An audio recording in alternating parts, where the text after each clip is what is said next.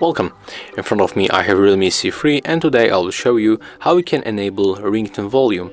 So at the first you have to go for the settings, then tap on the sound and vibration and just take a look. Here we got the ringtone volume, right? So we can simply enable this volume by moving this switcher on the right. And here we can adjust also the volume level. Let's stay with this one.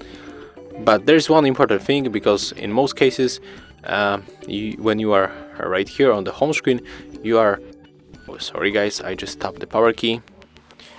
You are typing on the volume buttons and it doesn't adjust the volume of the ringtone, right? So you can adjust it from the settings.